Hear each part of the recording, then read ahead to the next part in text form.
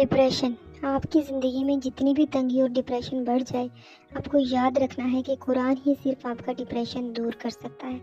کیا پتہ یہ اچانک ایک ساتھ آنے والی اتنی پریشانیاں ایک ریمائنڈر کے طور پر آپ کو بھیجی گئی ہوں کہ قرآن سے دوری آپ کو ناکامیوں، مشکلات اور ڈپریشن کی طرف تو نہیں لے کے جا رہی. کیونکہ قرآن کی قربت میں اگر ہم ہیں تو ہم اور آپ مایوسی اور ڈپریشن میں کیسے جا سکتے ہیں؟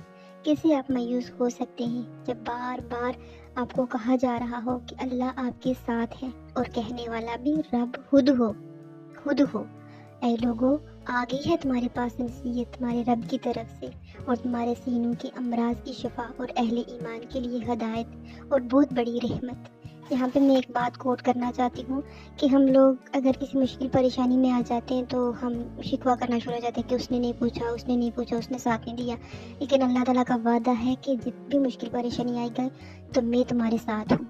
اور قبر، جہاں اللہ تعالیٰ کا وعدہ ہے کہ اپنے اعمال لے کے آنا، ہم اس کے لیے کوئی تیاری نہیں کر رہے اس کے لیے کہ وہاں پہ اللہ نے بھی ہمیرا ساتھ چھوڑ دینا ہے، کیونکہ اللہ نے صاف فرمایا ہے کہ اپنے اعمال لے کے تو آنا.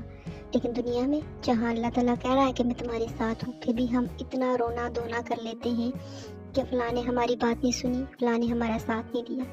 یہ ایک بہت میرے ذہن میں یہ بات ہے، یہ آپ لوگ بھی اس پہ سوچنا، کیا یہ میں صحیح کہہ رہی ہوں کہ ہم اس جگہ کی جہاں اللہ نے ہمارا ساتھ نہیں دینا، اس جگہ کی بھی ہم تیاری نہیں کر رہے.